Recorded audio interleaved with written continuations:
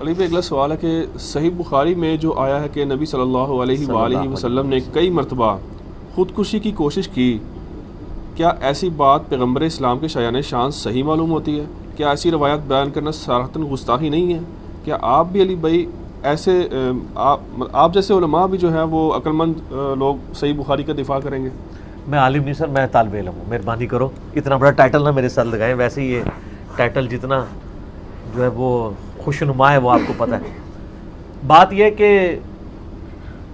واقعتاً یہ یعنی گستاخانہ چیز ہے، پیغمبر کے بارے میں یہ امیجن نہیں کیا جا سکتا کہ وہ خودکشی کی کوشش کریں گے۔ یہ صحیح بخاری میں جو حدیث ہے نا، یہ حدیث کے الفاظ جو ہے نا یہ متصل سند کے ساتھ نہیں ہے، اور اہل سنت اس روایت کا دفاع نہیں کرتے۔ بخاری و مسلم کا جب بھی ہم نے یہاں بیان کیا ہے نا، میرا ایک کلپ بھی آ جائے گا، فرحان کو میں نے وہ ای میل کر دیا ہوا ہے اس کی ٹائم لائن، صحیح بخاری اور صحیح مسلم کی رٹ، اس میں بھی میں نے بتایا تھا کہ ہم بخاری اور مسلم کی متصل جو اسناد نبی علیہ السلام تک گئی ہوئی ہیں، مرفوع احادیث یا صحابہ تک، ان کو صحیح مانتے ہیں۔ بخاری اور مسلم میں کئی ایک اقوال ایسے ہیں جو بغیر سند کے ہیں، ان کے انٹرنیشنل نمبر بھی نہیں ہیں، وہ ساتھ انفارمیشن کے طور پہ کوئی بات مشہور تھی تو وہ امام بخاری نے درج کیا، لیکن ایمانداری یہ کی ہے انہوں نے فرق کیا ہے کہ یہ حدیث ہے، اس حدیث کے ساتھ انہوں نے حدیث اس سے پہلے بیان کی کہ نبی علیہ السلام کا وحی کا سلسلہ رک گیا، وہ تو قرآن میں بھی آتا ہے، وہ پھر والضحیٰ واللیل اذا سجا نازل ہوا کہ آپ کے رب نے آپ کو نہیں چھوڑا، وحی کا سلسلہ منقطع ہونا تو مانا۔ اس میں نا اینڈ پہ جا کے نا امام بخاری لکھتے ہیں کہ جو تابعی تھا نا زوری، وہ یہ کہا کرتا تھا فی ما بلغنا، کہ اس میں ایک سنی سنائی بات یہ بھی ملتی ہے، تو یعنی زوری یہ نہیں کہہ رہا کہ میں نے کسی صحابی سے سنی ہے، تابعی نے ایک سنی سنائی بات نقل کر دی، تو ہم بخاری اور مسلم کے اقوال کو جو بغیر سند کے ہیں ان کو صحیح نہیں مانتے،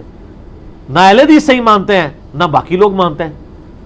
بخاری مسلم ہمیشہ کہتے ہیں اس کی جو مرفوع احادیث متصل اسناد والی وہ ساری کی ساری صحیح ہیں، اور جن کے نمبر بخاری میں ہے نا حدیث کا نمبر، وہ ساری متصل ہیں، ایسے اقوال کو نمبر کوئی نہیں دیا گیا، یہ علیحدہ سے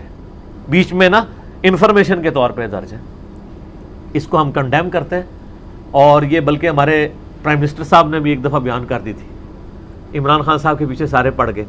یار وہ کوئی عالم دین تو نہیں ہے، اس نے بخاری میں پڑھی تھی تو آپ کو چاہیے تھا آپ آ کے بتاتے، میں نے پھر اسی وقت بتایا کہ بھئی انہوں نے جو کچھ بیان کیا وہ بالکل ٹھیک ہے۔ جب بخاری شریف کو پڑھ رہا ہوگا تو اس میں ایک عام آدمی کو جس کو تھوڑا بہت نالج نہیں ہوگا تو اس کو تھوڑا بہت ایسی چیزیں جن میں علماء سے پوچھنا چاہیے کہ ہاں یہ کیا مسئلہ ہے، اس کی وجہ سے بخاری شریف کو چھوڑ کے نہیں بیٹھ جانا چاہیے، وہ تو اس طرح طریقے سے دیکھا، اسی لیے تو منع کرتے ہیں نہیں پڑھنا چاہیے۔ تو اس طرح کی چیزوں کو سمجھنا چاہیے، ظاہر آپ پے کر رہے ہیں نا علماء کو، سر فی سبیل اللہ تو یہ کام نہیں کر رہے ہیں، پے کر رہے ہیں تو انہی کاموں کے لیے نا، ان سے پوچھیں کہ یار آپ ہمیں سمجھائیں۔ تو نبی علیہ السلام، ہاں دل میں کئی مرنے کا خیال آنا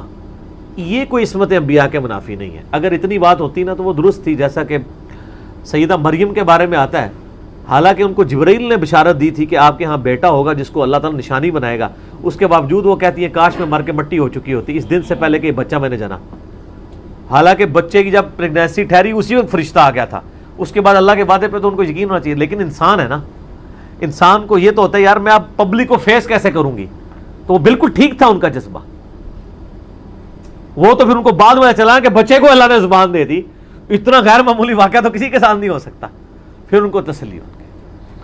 تو کسی شخص کا کسی معاملے کے اوپر غم کھانا یا یہ کہنا میں مر گیا ہوتا کاش یہ نہ ہوتا، یہ کوئی بری چیز نہیں ہے کہ نبی علیہ السلام کے دل میں وحی کی اتنی تڑپ کہ یہ نازل نہ ہوئی تو میں مر جاؤں گا، اس سے بہتر ہے اللہ کے ساتھ کمٹمنٹ کی وجہ سے، یہ بات کوئی بری نہیں تھی، لیکن خودکشی کی کوشش کرنا یہ بات غلط۔ مولا علی کے بارے میں آتا ہے مصنف ابن ابی شیبہ میں، وہ جو ناسبی پیش کرتے ہیں کہ مولا علی کہا کرتے تھے، میرا یوٹیوب پہ کلپ بھی ہے، کیا مولا علی جنگ جمل کے بعد روتے تھے؟ بالکل روتے تھے سر، تہاڈی جان نو روندے سن، اپنے آپ نہیں سن روندے۔ کیوں روتے تھے؟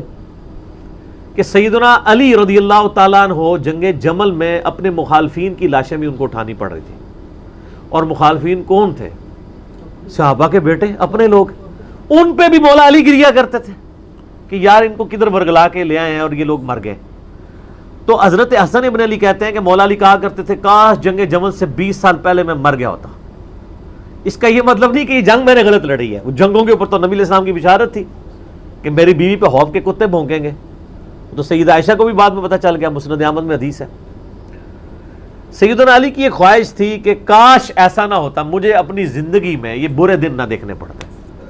اور آپ ان کے غم کا اندازہ اس سے لگائیں کہ ایک شخص جو بالکل چھوٹی سی 6 7 8 سال کی عمر میں نبی علیہ السلام کے ساتھ اٹیچ ہے,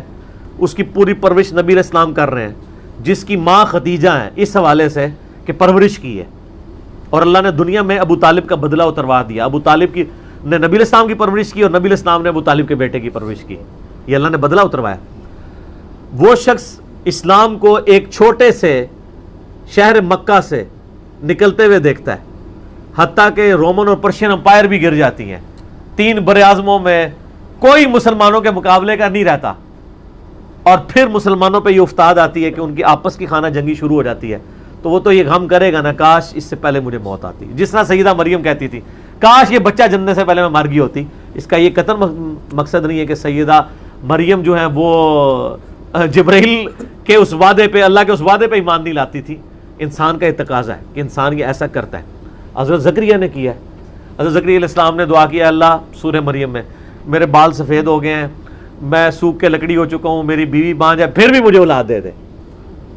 کیوں مانگ رہے تھے؟ ان کو پتا تھا اللہ تو دے سکتا ہے. پھر فرشتہ آیا محراب میں آ کے بشارت دے دی کہ آپ کا بچہ ہوگا, اس کا نام یحییٰ ہوگا, دنیا اور آخرت میں اللہ کا مقرب ہوگا, عورتوں سے بچنے والا ہوگا, یہ ہوگا.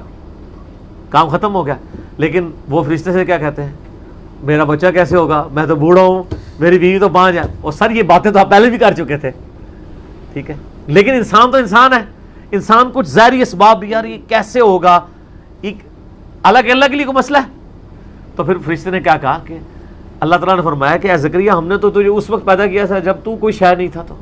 اللہ تو کریشن ایکس نہیلو کرتا ہے, ایک بے قدر منی کے قطرے سے انسان بنا دیتا ہے. تو وہ اللہ ایک بوڑھے کو اولاد نہیں دے سکتا, ٹھیک ہے.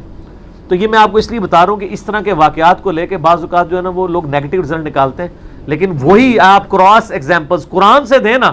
پھر ان کو سمجھ آتی ہے ہاں یہ بات صحیح ہے. حدیث میں آ جائے مذاق اڑانا شروع کر دیتے ہیں,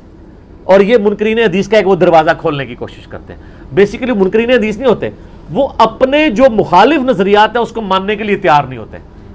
تو اس لیے وہ اس طرح کے نا جھوٹے ایکسکیوزز گھڑنا شروع کرتے ہیں. ٹھیک ہو گیا.